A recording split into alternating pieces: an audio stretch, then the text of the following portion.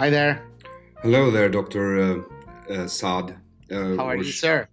I'm excellent, thank you. And you? Very good, very good.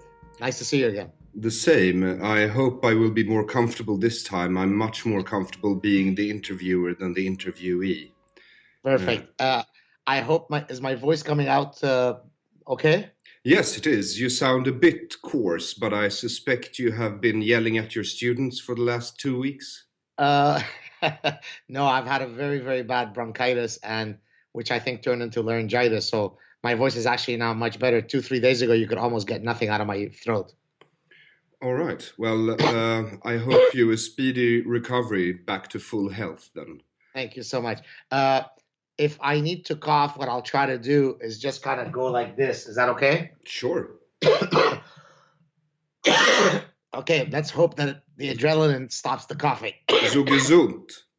Thank you very much. Yes, welcome anyway to Deconstructive Criticism, Dr. Gad Saad. It's a pleasure and an honor to talk to you. And I was really looking forward to this chat because I wanted to talk to you about your upbringing and your life in Lebanon and anti-Semitism. But then I found myself quoting you the other week while doing a monologue on the Me Too phenomenon in Sweden. And I had to use your phrase, Munchausen mass hysteria, because there were just no other words appropriate to describe the situation. Yeah, we have right. Yeah. Well, I'm glad that the term that I've coined has come to use in Sweden, although I regret that it needs to be used. Would you like me to talk a bit about my background in Lebanon? Well, I thought we'd get to that, but I thought we'd start with you explaining what Munchausen mass hysteria is. Right. So I first wrote about Munchausen syndrome in a medical journal where I was talking about Munchausen syndrome is when an individual feigns a medical condition to garner sympathy and empathy. Munchausen syndrome by proxy is when you take someone who's under your care, typically your biological child, it could be a pet, it could be your elderly parents, and you harm them because then the attention that will be garnered to you, oh, poor you, you're the mother of an ailing child, that's something that is intoxicating to you. So it's a really twisted psychiatric disorder. And as I saw how the social justice warriors consistently navigate through the currency, through the narrative of victimhood, and related sort of the Trump hysteria and so on, I came to the conclusion that a lot of this Munchausen mechanism was happening on the collective level, that there was a hysteria associated to getting the if you like, the ego strokes of being considered a victim, right? So Trump wins, so then people would come on my personal webpage and say things to each other like, well, I am a woman of color who attends the University of Maine, and now that Trump has won, will I still be safe to go to university because I feel unsafe? Well, just step back and think about it logically. Do you genuinely think that Trump rising to power, as much as you like him or dislike him, is going to, on a personal level, affect your ability to attend your classes in some little place in Maine? That's a form of Munchausen. I've become a victim. And so the collective hysteria I refer to as collective Munchausen. And in North America, I suppose victimhood culture is frowned upon in larger swaths of society than it is in my country, Sweden, where victimhood ideology is part of state ideology. Yes, but I regret to inform you that we are doing our best, certainly in Canada, to try to dislodge you from your pedestal as the queen country of victimhood, of castrated thinking. And that's, I mean, I say that not facetiously. I genuinely think that while Sweden has sort of held the mantle of many of these, collective dysfunctions, certainly in Canada, we're doing our best to catch up to you. Well, I wish you the best of luck. But if you look at Google Trends at the moment to see where Sweden is at in the Munchausen mass hysteria of Me Too, I'd say you're lagging way behind, my friend. Okay, well then I will tweet with greater alacrity to Justin Trudeau so that we can close the gap on you guys. Thank you, or if that's your real ambition then. But I wanted to talk to you for real about where you come from, because you aren't Canadian by birth. You were born in Lebanon, and as a Jew. Yes, sir. Sephardi Jew. Yes, sir. Yes. So I was Sephardim Gam Anashim, as I have heard in Israel a few times. Right. We are the Schwarze of the Jews, as they say, right? Yes. The quote, black Jews or colored Jews. Of course, there's another term called, some people sort of break down Sephardim into Mizrahi, Mizrahim, which recognizes that, to lump all Jews as sort of being part of the exodus from Spain and Portugal is incorrect, because many Jews have been indigenous to the Middle East, to Iraq, to Yemen, to Algeria, to Libya, to Lebanon, to Syria, to Egypt since time immemorial. And in that sense, they're not truly Sephardim, but they're Mizrahi. They're from what are considered now Arab lands. So I come from Lebanon. All my family was born there, all my siblings. My parents were born in Lebanon. So we're Arabic speaking. Our ethnicity, our culture, our music, our food is all, Lebanese. We were part of the last group of remaining Lebanese Jews. And what I mean by last group, I probably at the maximum point of the Lebanese community in Lebanon, there might have been maybe 20,000 Jews out of, let's say, a population of a few million, at different points, 2-3 million. So it was a small community, but in the context of the Middle East, it was one of the only sort of somewhat thriving Jewish communities. And then as the tension arose in the Middle East, typically between Israel and the Arab states, it would become a bit more difficult and a bit more precarious to be Jewish in Lebanon. Although I don't wish to imply that, institutionalized Jew hatred is only related to Israel, because it precedes Israel by 1,400 years. So the fact that a lot of people hate Jews in the Middle East has absolutely nothing to do with Israel. But the fact that there was this sort of consistent conflict in that region made it difficult to be Jewish in Arab lands. And so people would leave throughout the 20th century. And we were part of the last doggedly remaining group of Jews. Probably by the time we were there might have been, a couple of thousand Jews remaining. Today, by the way, I think there's something like in the order of 40 Jews, but they don't identify themselves openly as Jewish. There is no Jewish community to speak of. And so in 1975, when I was 11, the civil war broke out in Lebanon. And it really is sort of the benchmark by which all brutal butchery is measured by. The incredible butchery that took place in the Lebanese civil war was truly astounding. I was there for that first year, literally living How day old to were day. you? 11. So I was born in 1964 and we left in 1975. So But I you was were at 11. a conscious age where you could understand and, Oh, completely. I mean, fully, absolutely. Now, I think while you realize that at any moment you could be kidnapped, and I would hear the conversations in the house. I knew we had to leave. I knew we were going to potentially be killed and executed. Now, you could be, of course, killed randomly in that just there's endless bombing happening and you could just die without anybody targeting you, just as a casualty of war.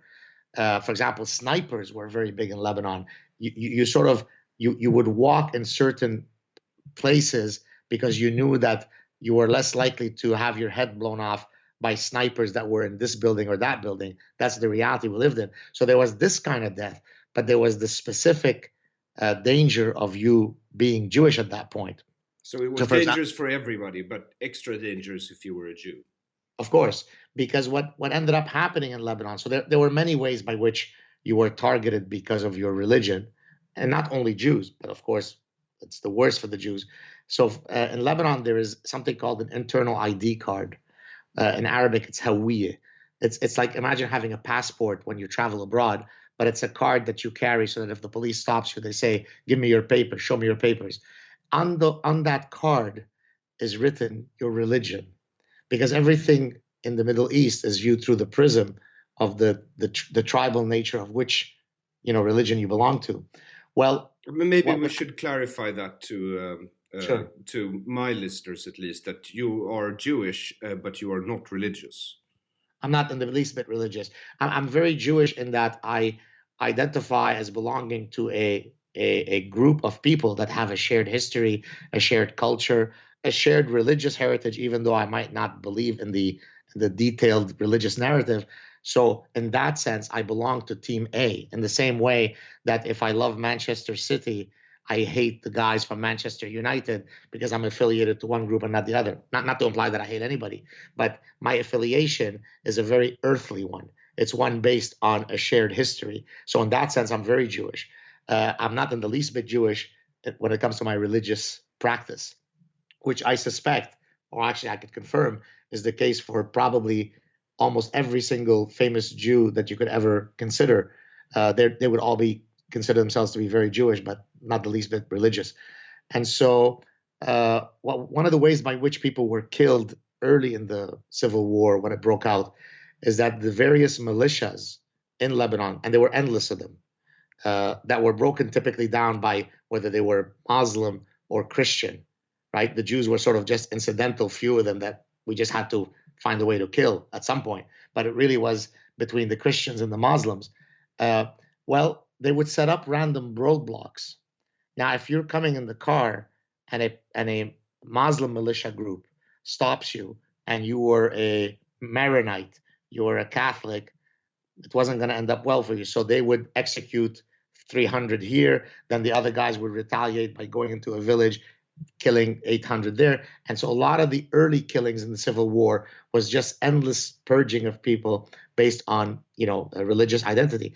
Well, if you were Jewish, they weren't going to be many roadblocks you were going to clear, right? And so you literally would not want to show yourself on the street where someone who looks exactly like the guys you see today with ISIS, right? I grew up with that stuff. If that guy said, hey, papers, well, that could be the last interaction I have. And so as Lebanese Jews, we realized that, our time was very limited. We were likely to be executed. We knew of others that had been. And after some Jews that remained in Lebanon were killed, my parents were kidnapped in 1980 by Fatah on one of their return trips to Lebanon. And so we left literally in the most precarious ways. When you see the Yazidis trying to escape ISIS, well, this is how we escaped and came to Canada. So when you hear about Jews leaving Malmö in south of Sweden now, because that has been a very quiet migration, you might say. I don't think they didn't have to duck sniper fire, although it has become hard to wear a kippah or show a Star of David, and possibly I think most of them just don't see a future there. Exactly, and I think what you were saying about Malmo, which, as I understand it, is, of course, is a very problematic situation for Jews. You're seeing it in France, right, with the massive exodus of Jews in France. Yeah. There are many, many places in France where you certainly would be hard-pressed to demonstrate, a Jewish identity, whether it be by wearing a Star of David, by wearing a kippah. And I want to mention two quick stories, one from my childhood and one in the current reality in Montreal. When we got to the airport, the day that we left Beirut, we at one point cleared the Lebanese airspace, and the captain, said it out loud for the people. We've just now cleared Lebanese airspace, and literally at exactly that moment, my mother took out. Now I can't remember whether it was a Star of David or a high, but I think it was a Star of David. She put it around my neck and she said, now you can wear that and not hide your identity anymore. People don't understand that even though we lived in Lebanon and we were very well integrated, and certainly it's not as though before the war we were walking around every day fearful for our lives. To the contrary, we had 1 million Muslim friends who were perfectly lovely, many Christian friends. Well, most of the people in Lebanon were not Jewish, right? But you always knew that you were a dhimmi, you were second-class citizen. Now, a dhimmi, for those of you who don't know, is a Quranic concept that when Islam becomes a majority, the ruling ideology of the land, then people of the book, meaning monotheistic other religions, Christianity, Christians and Jews, could potentially be tolerated. So number one, we could get you to convert to Islam. Number two, we could kill you. But number three, if we decide to be kind and tolerant and merciful, we will tolerate you as long as you live as dhimmis. Now, living as dhimmis throughout the history of Islam didn't always mean that you're severely subjugated.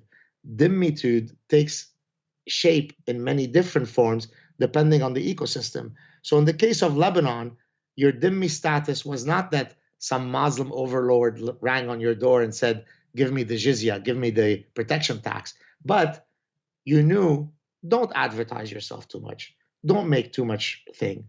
Live within your modest, right? Put your head down and, right? Now, if people wanted to know whether you're Jewish or not, they could just go to the synagogue on Saturday and know that you're Jewish. So it's not as though it was a hidden secret who is Jewish if they wanted to know. But certainly don't be provocative. You always had to be sniffing the air to know whether it now has become too precarious to be Jewish. And that's what would happen with all the exodus throughout the 20th century. So the fact that my mother had the reflex to say, now you could wear a Star of David, shows you that, no, we weren't equal in Lebanon. We were tolerated until we weren't going to be tolerated. Do you still wear it today? I don't, but no, not for any reason.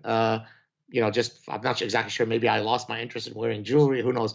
But I don't. But the second story I was going to tell you was that at my own university in Montreal, Canada, in the 21st century, I've received several communiques from students, in some cases in person, some cases by email, where, because they know who I am and so on, will tell me in private that they've taken the decision to no longer wear any Jewish insignia because they're afraid to do so at my university. Yes, well, it's understandable. My parents and grandparents always told me, growing up in Sweden, that you shouldn't advertise your Jewishness or, flaunt it too much. And that was one of the first taboos I broke when I became a comedian. I started talking about it, and I thought, they're old, they're silly, it's never going to happen here. And lo and behold. So would you ever anywhere in Sweden walk around with, I understand you don't wear a kippah, but let's say I gave you a dare, walk for a week in Malmo or some other place, one of those banlieues, one of those neighborhoods, would it genuinely be threatening? I think there would be some disdain, like people spitting behind your back, maybe calling out Jew. And we're not talking snipers yet. Right. I think it wouldn't be a pleasant experience, but I don't think it would be life-threatening. But then again, I am, as a person, quite contraphobic. If something seems dangerous, I usually run towards it. So. Well, I've been told that I have a similar penchant in that, not because I have a death wish, but I get engaged because I'm such a dogged lover of the truth that if it puts me in hot water, so be it. But of course, that also takes its toll on you, right? So recently, I've mentioned this on a few occasions. There's been increased security threats on me because of some of the positions I take. Well, as much as you might be courageous and walk around, it takes its toll on you. You start, worrying when people come up to you on the street because they recognize you, as, happens often with me. I'm always a bit apprehensive. Is this guy a friend, like most of the people who approach me, or is he going to be the foe? Yeah.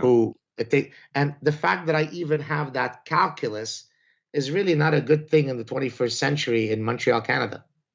Yes, and especially not for someone who likes to live honestly and openly, which you have stated is pretty much your life's goal.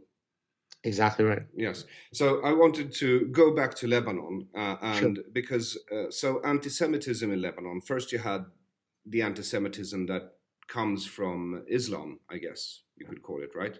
But by the time you were born, at least one or two Nazi scientists must have settled in Lebanon, right? Starting to work for the intelligence services. I'm not sure if there were any, I'm not sure if you're being facetious or not, but look, anti-Semitism in the Middle East is imbued at the cell level of every social interaction. And people really can't appreciate what that means because they haven't experienced, they don't know what that is, right? Think about the typical Westerner who is 40 years old. Well, his whole life has been a reaffirmation of how ugly racism is and how you shouldn't treat people in a bigoted manner. That's really how you judge the value of someone in the West.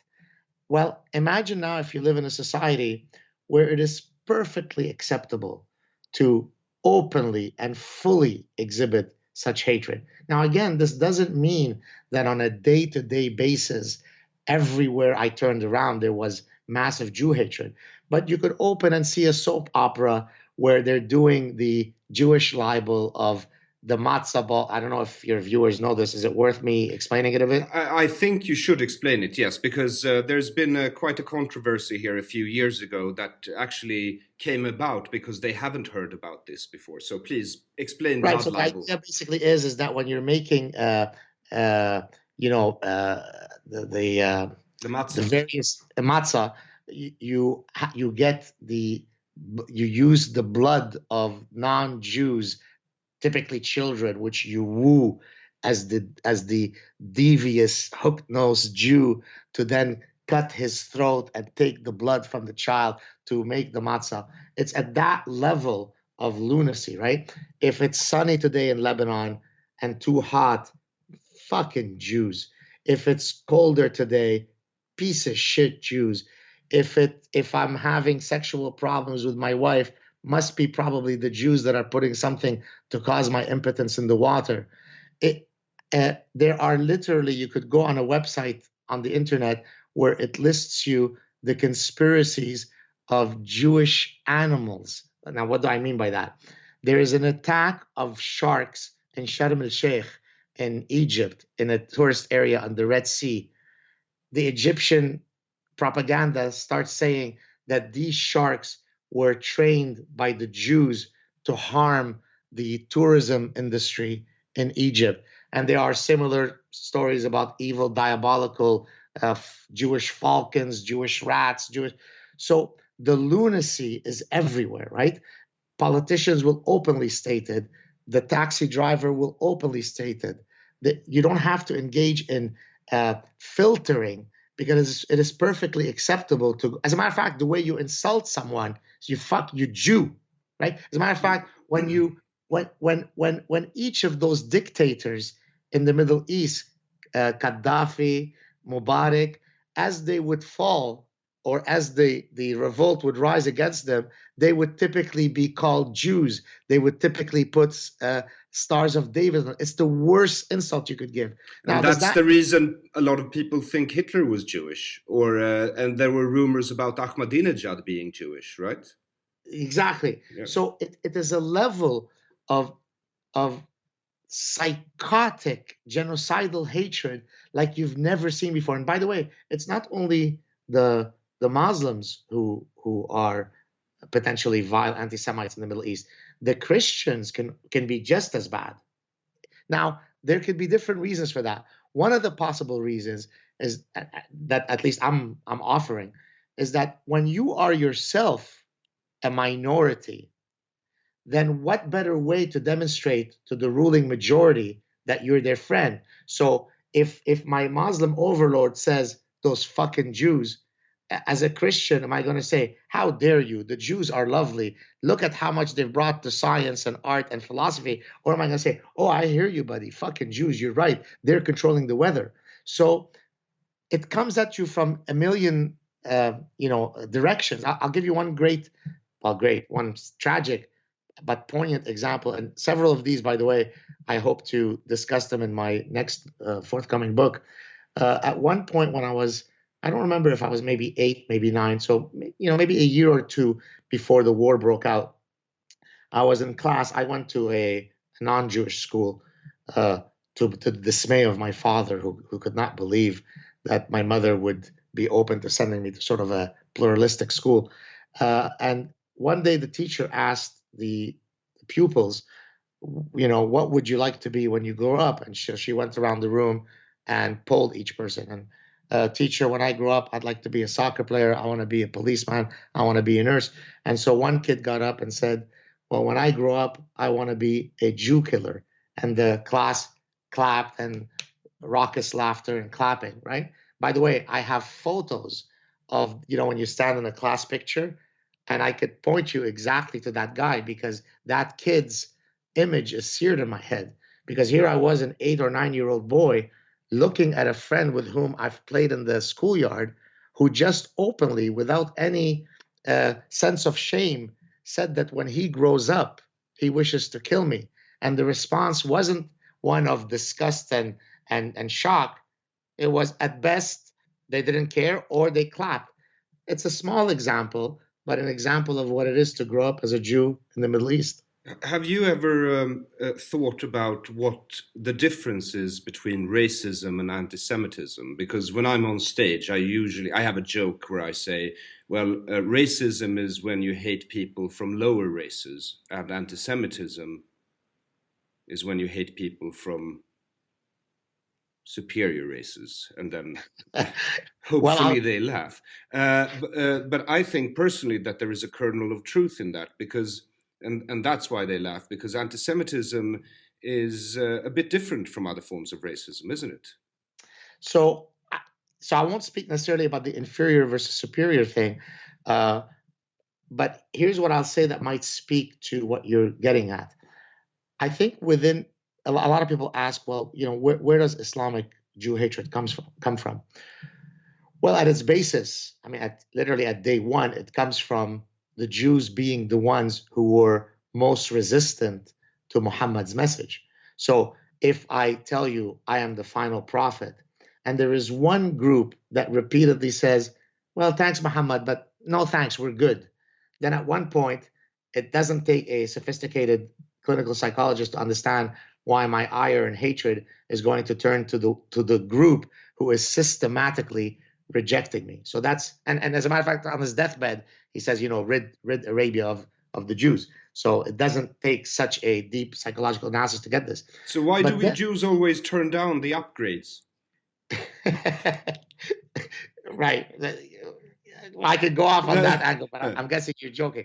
I am. So the other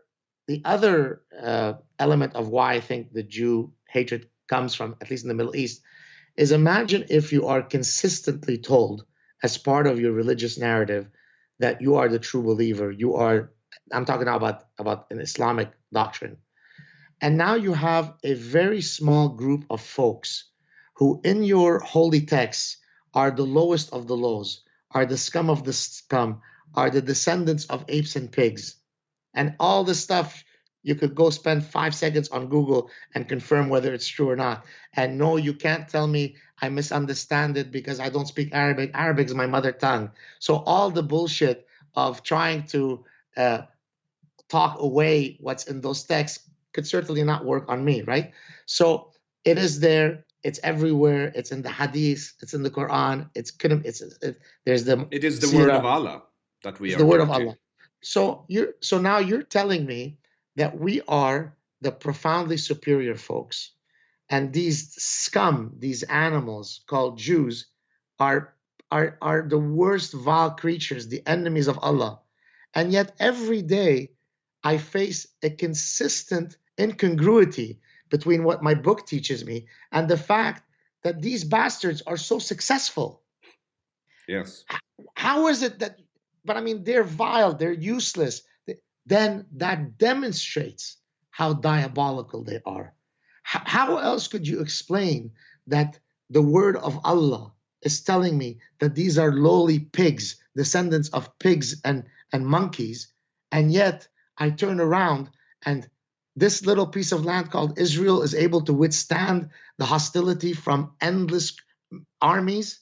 No, they are the devil. And so I think those are two of the, so it's got nothing to do with land argument. It's got nothing. It literally is an existential, at the deepest sense. The Jew represents an incongruity between what I've been promised and what I see in my day-to-day life, this proves that he is the devil incarnate. Yes, I believe you're right. My theory on anti-Semitism is that it is, at heart, if you're a true anti-Semite, you are a conspiracy theorist, and you believe in a conspiracy theory that explains everything that is wrong with the world, and the answer is the Jews. Exactly. And I've tried to talk about this sometimes, but it's hard because when you start talking about people, because people who believe in conspiracy theories, they start acting as if though that conspiracy theory is true. Just, like people who believe in the patriarchy to a too large an extent. Then they become insane and they start acting as if though the conspiracy is true. And that, I think, is part of the problems that I feel I've experienced with anti-Semitism, and that's from a Swedish perspective. And I could perhaps offer a psychological explanation for why it is so satisfying to have such a simple answer to explain problems in the world, like it's the Jews. So there is this idea that people use. This comes from the work of a German psychologist and his colleagues. His name is Gerd Gigerenzer.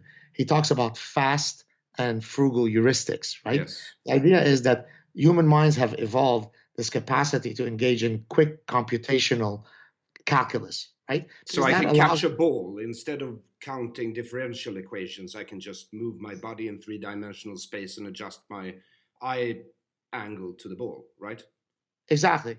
And so in many cases, fast and frugal heuristics work very well. I mean, imagine if I had to sit there and calculate the statistical probability and all the distributions of every X action I'm going to do. Probably the tiger is going to eat me before I finish my first calculation. So having the capacity to think in a fast way, and by frugal, it means cognitive frugality. You don't spend too much time. It's quick, it's automatic, it's rapid. Okay. We can call it a rule of thumb. In a sense, if you'd like. So let me give you an example, a specific example of a recognition of such a heuristic. So there's something called the recognition heuristic, which basically says that we often tend to choose things simply on the basis of that we recognize them. Okay. So specific example, if you take a portfolio of companies that you're trying to build an investment portfolio from, so you have 80 companies listed, and you want to choose what mix of companies should you invest in terms of a stock portfolio. Well, you could use a very fancy mathematical model that some PhD in pure mathematics at Princeton has come up with, or you could use the following fast and frugal heuristic. Let's simply look at the list of companies and only invest in those that you recognize. Ford, I recognize. Coca-Cola, I recognize. Procter & Gamble, I recognize. Well, it turns out that the fast and frugal heuristic, called the recognition heuristic, performs as well, if not superior to, the incredibly fancy PhD level mathematics model. Okay, so now let's bring it back to anti-Semitism. So the world is a very complicated place. There are all sorts of reasons that might explain why some guy in Arkansas, is not doing well in life. But that takes a lot of effort. That might even have to force me to look inward to see what I am doing or not doing might cause why I afforded this bad lot in life. Or I could say, oh, I've got an explanation. It's the fucking Jews keeping me down. That's quick. That's parsimonious. That is perhaps fully satisfying as an explanation to me. And we get credit we don't deserve. We're way more powerful apparently than we truly are. So let me give, and I'll give you a specific example of that happened 3 or 4 weeks ago to me. So I was slated to speak this past August at a event called "The Stifling of Free Speech on University Campuses." Did you hear about this story? Was this when the CBC says you're a professor of anti-political correctness? And I saw the headline and I was like, how do you become a professor of anti-political correctness? It might have been. There were many media things, but that could have been it. Yes. So this was an event held at a university, Ryerson University, in August. And the title of the event was "The Stifling of Free Speech on University Campuses." Guess what happened to that event? Got cancelled? Yes. So the irony was perhaps lost. And it was canceled because all these sort of intellectual terrorists said that Gad Saad and Jordan Peterson, and there was another gentleman, Aron Flam, who's Jewish, were specifically to me, but it applied, I think, to all of them. We were white supremacist, anti-Semitic Nazis. I'm a Lebanese Jew. Yes. So in any case, that event was canceled. There was a fourth panelist that was going to participate at that event. Her name is Faith Goldie. She's a journalist who has interviewed me when she used to work for The Rebel. She seemed perfectly lovely. I had a very nice interview with her. She had done some stuff. She had interviewed some sort of neo-Nazi types, Daily Stormer or whatever it's called. They're like really avowed neo-Nazis when the Charlottesville incident had happened. And because of that, some people thought she didn't handle her interview properly. She seemed too sympathetic to them. Frankly, I didn't follow all that stuff, but there was a lot of heat. In other words, a lot of the reasons why why that event was canceled was because of her perceived divisiveness. Okay. So when we decided to hold the event several months later, this past November in Toronto, in front of a much larger crowd, so the ones who tried to shut us down ended up only helping us. The organizer, so for anybody who's listening to this, the organizer, who's not me, the one who's putting her money, her effort, it's a private event, decided that she no longer wanted to invite this person. She didn't disinvite her. She was redoing the event and decided that she didn't want that association. She asked us our opinion. We gave it to her, but it was just out of courtesy, but we had nothing to do with the final decision. I'm just showing up to give my own talk. Yes. If you saw the amount of anti-Semitic Jew hatred that I received, which I hate to say demonstrates that many of her fans are indeed neo-Nazis, right? I mean, we're talking of the level. I actually put out a clip. When we win, Faith, don't worry, we will celebrate using Gad Saad as a lampshade. Hundreds of those. So what? And then I stopped reading them. It's been now several weeks. It's just because it's impossible to see the depravity of humans. You think, like, what could drive you to attack the religion that I'm accidentally born into? You think I really had this diabolical Jewish plot to disinvite this person, but I am pretending because of my Jewish treachery that I had that? But that's the level of insanity. So it's not just Islam that hates the Jews. It's not just the Middle Eastern Christians that hate the Jews. They're right here next to my house, and I don't even know who they are. Yes, that's what I'm afraid of concerning Sweden as well. I mean, the Jews leaving Malmö was kind of a silent sigh, but now I feel for the last 6 months, people here seem to be talking exit strategies as well. I mean, basically voting with your feet. The problem is, where do you go? Israel? Yes, well, for a final stand? For a final stand. You know, it's funny you say this because my wife and I, and again, imagine how regrettable it is that we even have to have that conversation. She said, well, if we had to leave, where would we go? If one day Montreal turns into the next Sweden, and I don't doubt that it will, the way things are going. It may not be in 5 years or in 10 years, but certainly within my lifetime and certainly within my young children's lifetime, where would we go? And I said it almost facetiously, but not really.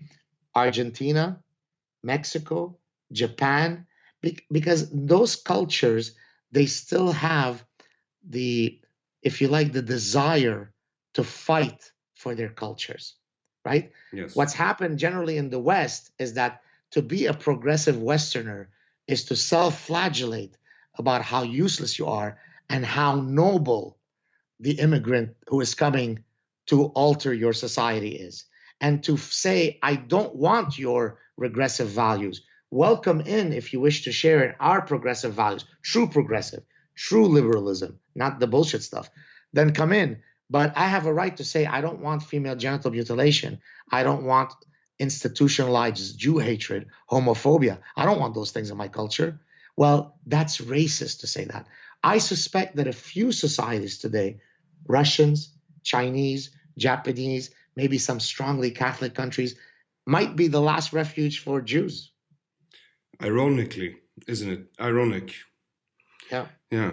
So, do you have any advice then for the Jews of Sweden? Any signs we should look out for? Give me a sense first. What are the demographic realities? What was the zenith of the Jewish community in Sweden? How many Jews were there?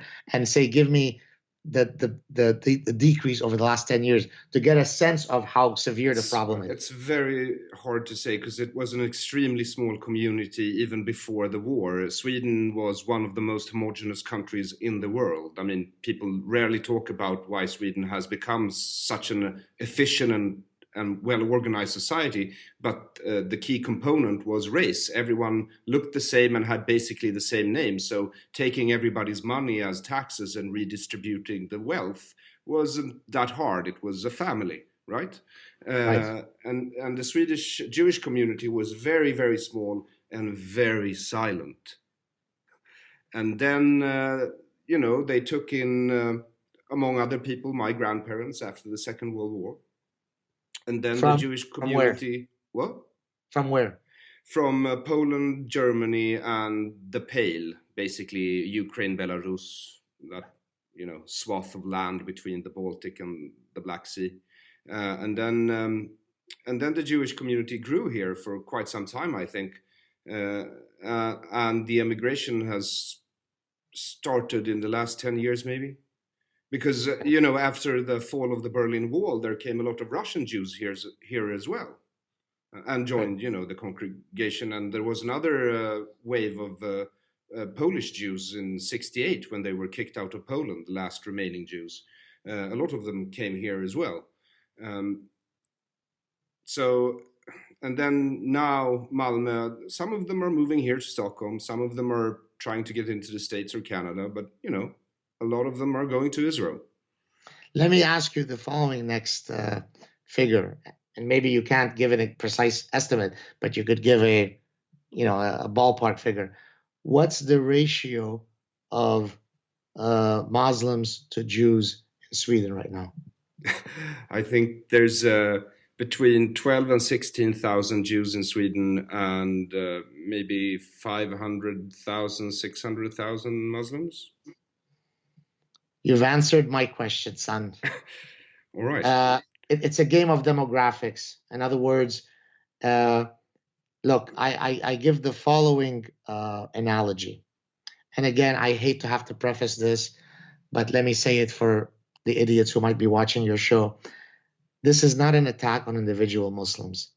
There were Muslims who wanted to kill us in Lebanon, and it was in part Muslims who saved us in Lebanon. So people come in all varieties. There are very nice Jews and very evil Jews, very nice Muslims, very evil Muslims. We're talking about an ideology and whether the spread of that ideology promotes love for Jews or promotes disdain for Jews. And the analogy I'd like to use here for your listeners and viewers is at the end of every day, based on my caloric intake and my exercise output, only 3 things could happen to my weight. Literally, there's no other option. That day, I could have put on weight, my weight could exactly remain the same, or I could lose weight. It really is that simple. So when it comes to greater infusion of Islam in a society, only 3 things could happen. It could get worse on some metric, nothing could change, or it could get better. So the question that I would pose to all your viewers: with the greater infusion of Islam in a society, should Jews think that their plight will overall improve, remain unchanged, or worsen? And we've got 1,400 years of history that could not be any clearer. The existence of gravity is less clear than those stats. Now, this doesn't mean that Jews were being indiscriminately killed all the time, everywhere. Because what people typically retort is, but then how do you explain my uncle in 15th century Iberian Peninsula who lived very nicely with his Muslim neighbors? So what? He did live nicely until they decided to behead him. You're perfectly healthy until you get a heart attack and die. So the point is, on the aggregate, is the infusion of an ideology that is fully committed to Jew hatred, notwithstanding that many supposed Muslims are perfectly kind to Jews, and most probably are.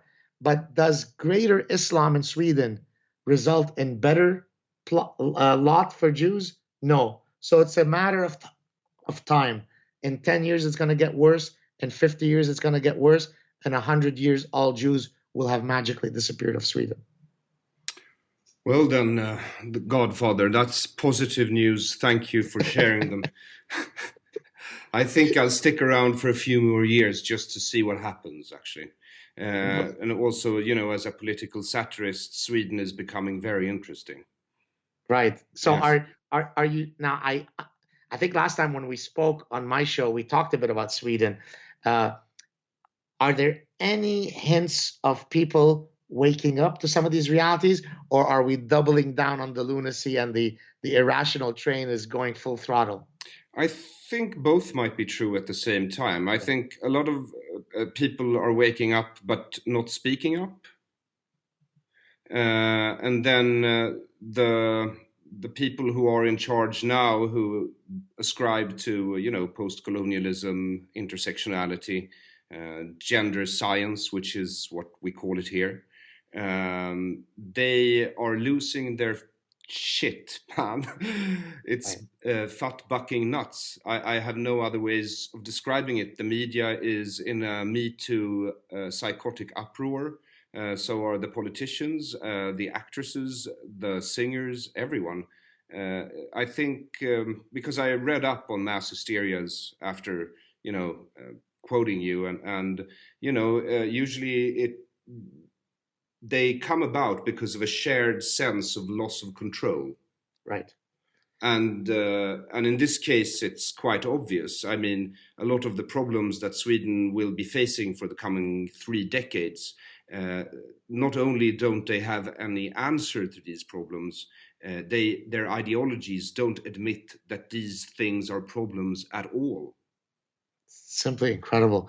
But I think you're exactly right what you said about loss of control, because their response is really the realization that they no longer hold the monopolistic control over the narrative. And in a sense, that's what's happening in North American universities right now, right? A few of us who are in positions where we have large platforms are particularly targeted because people listen to us, people really pay attention to what we're saying, and we come out and say, no, Canadian senators, there aren't 873 genders. And no, the science is not saying that. And so then the transgender activists will come after you because for many, many years, no one stood in my position and said, well, wait a minute. You're saying, I mean, literally bullshit. I mean, it couldn't be more. Now, of course, this has nothing to do with being transphobic, right? I don't have to keep repeating that I am a full supporter of transgender rights, but I'm also an evolutionary scientist who recognizes that humans come with something called sexual dimorphism, meaning they come in 2 forms that are due to evolutionary forces. And I'm not going to change the fundamentals of evolutionary biology because it is inconsistent with your complete lunacy.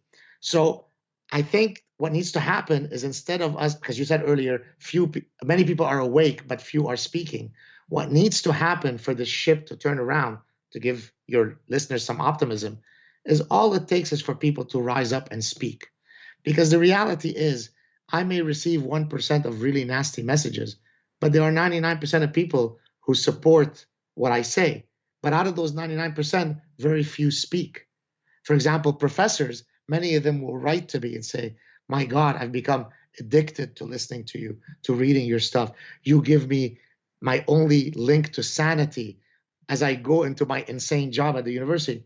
So, okay, thank you for that nice gratitude. But how about you join the fight? How about you join me publicly and say that? No, because then the chair of their department might get upset, or their dean. That's the problem. It's not that 99% of the people are parasitized. It's that 99% of people are parasitized not but by bad ideas, but by cowardice, right? So rise up. Don't let the tyranny of the minority control the narrative, And we could quickly turn this around. But unfortunately, it falls on deaf ears because most people are so terrified to rock the boat. I mean, I'll give you, am I overextending the invitation, No, or do we have time? There's no overextension of time here. Okay, thank you. I received a message. I won't give too much, even if I give details, you'd never know who it is. Someone wrote to me, he's a professor, saying that he was summoned to his dean's office because he tweeted about a thesis, which incidentally, looking quickly at the title, I'm almost certain that I had satirized that exact piece several months ago. It was a thesis, I think, in educational psychology, where it was an autoethnography of my dancing. So this guy, you know, he would dance this way, and this was the patriarchy. I mean, it's just, I mean, it's almost impossible to imagine that this is not just some brilliant satire from Mr. Flam, the Swedish comedian. It's just impossible that that's a thesis, okay? So the dean wrote to him and said, you might want to take this down. Now listen to why. Because the author of that thesis is, can you fill in the blank? Trans. Gay. Gay. Therefore, you as a professor satirizing a public academic document is off bounds potentially, because the identity of the producer of this insane bullshit is gay. I mean, what do I need to say anything more? No, not to me, at least. It's obviously wrong that you can't criticize someone's thoughts just because they have a certain preference in bed. Exactly. Yes.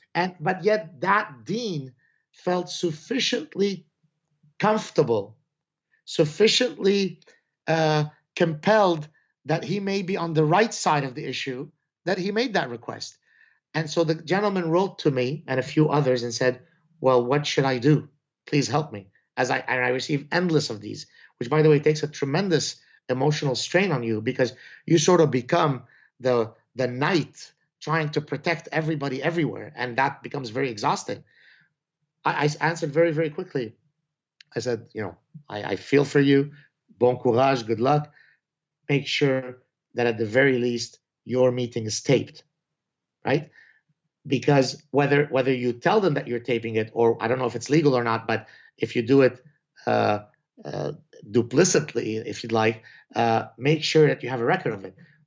I don't know if are you aware of the case of the Laurier TA? Yes, I listened to it. It was quite horrible, and I think it's nothing out of the ordinary at any Swedish university should anyone write anything similar or show a clip of Jordan Peterson.